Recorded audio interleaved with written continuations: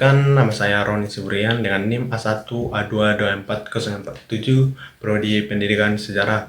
Di sini saya akan menjelaskan salah satu permasalahan pendidikan yang cukup krusial di Indonesia yang ada saat ini.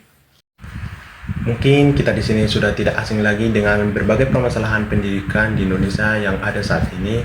Jadi di sini saya akan membahas salah satu permasalahan yang cukup krusial saat ini di Indonesia, yaitu lemahnya pendidikan karakter. Hal ini dapat terlihat dari munculnya berbagai perilaku negatif di masyarakat seperti penyalahgunaan narkoba, kekerasan, perjudian, hingga korupsi. Pada artikel yang ditulis oleh Ivani Nur Agustina dan Ahmad Suprianto menyatakan bahwa lemahnya pendidikan karakter menjadi salah satu penyebab lemahnya kualitas pendidikan nasional. Itu menurut Agustin dan Suprianto dalam permasalahan pendidikan di Indonesia. Untuk yang kedua yaitu faktor penyebab munculnya masalah. Untuk yang pertama yaitu penanaman pendidikan karakter belum maksimal. Pada artikel yang ditulis oleh Ivan dan Suprianto menjelaskan bahwa salah satu faktor utama yang melemahkan pendidikan Indonesia saat ini adalah kurangnya penanaman pendidikan karakter secara benar dan konsisten. Pendidikan belum dilaksanakan dengan penuh kesadaran dan belum terintegrasi dengan semua proses pembelajaran. Itu menurut Rahmadani ND. Untuk yang kedua yaitu terjadinya krisis moral di masyarakat, di mana banyak perilaku menyimpang seperti narkoba, kekerasan, perjudian, pornografi, dan korupsi menjadi bukti bahwa pendidikan belum mampu membentuk generasi yang bermoral. Pada artikel tersebut menyebutkan bahwa kondisi ini dipandang sebagai kegagalan dalam mencetak generasi yang cerdas secara emosional dan spiritual, itu menurut Faiza pada tahun 2009. Untuk yang ketiga yaitu pengaruh globalisasi dan teknologi. Kemajuan teknologi memudahkan masuknya budaya asing di tengah masyarakat tanpa adanya penyaringan.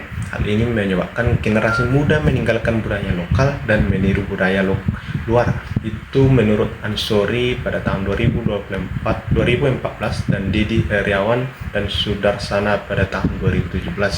Untuk yang keempat yaitu pelaksanaan pendidikan karakter tidak berkelanjutan, di mana pendidikan karakter bukan hal baru. Dokumen pada artikel tersebut menyatakan bahwa pelaksanaannya sering tidak dilakukan secara berkelanjutan dan kurang profesional sehingga tidak memberikan hasil yang maksimal. Itu menurut Sudrajat pada tahun 2011. Untuk bukti-bukti permasalahan pendidikan berdasarkan artikel tersebut, yang pertama adalah penurunan moral generasi muda. Perilaku seperti penyalahgunaan narkoba, tindak kekerasan, perjudian, hingga korupsi menjadi indikator penurunan kualitas karakter di masyarakat. Itu menurut Nur Ramadhani ND. Yang kedua, hilangnya identitas budaya pada generasi muda.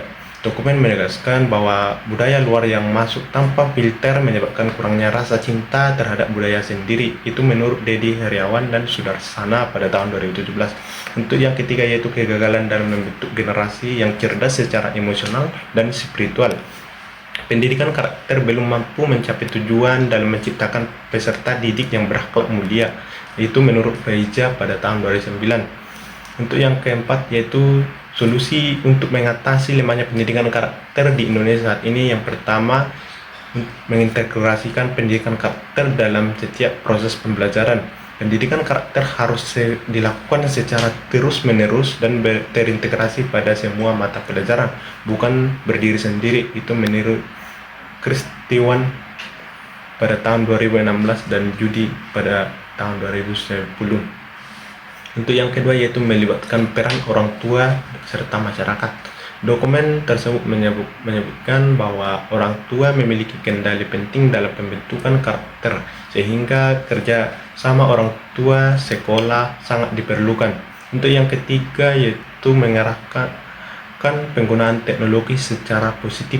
Pendidikan teknologi informasi dan komunikasi diperlukan agar peserta didik dapat menggunakan teknologi secara bijak sehingga tidak terjerumus pada dampak negatif globalisasi. Untuk yang keempat yaitu melakukan supervisi pendidikan secara rutin. Supervisi dibutuhkan untuk memastikan bahwa proses pembelajaran termasuk pendidikan karakter berjalan dengan baik sesuai dengan standar yang ditetapkan. Untuk yang kelima yaitu memanfaatkan budaya lokal dalam pembelajaran karakter. Pendekatan etnopedagogi dapat membantu memperkuat nilai budaya lokal yang mampu membentuk karakter siswa. Jadi kesimpulannya, lemahnya pendidikan karakter merupakan salah satu permasalahan besar dalam sistem pendidikan Indonesia. Masalah ini muncul akibat kurangnya penanaman karakter di sekolah, pengaruh negatif globalisasi, serta pelaksanaan pendidikan karakter yang tidak konsisten. Untuk mengatasi masalah ini, sekolah perlu mengintegrasikan pendidikan karakter secara holistik, memperkuat kerjasama dengan orang tua, membimbing siswa dalam penggunaan teknologi, serta memanfaatkan budaya lokal sebagai bagian dari pembelajaran.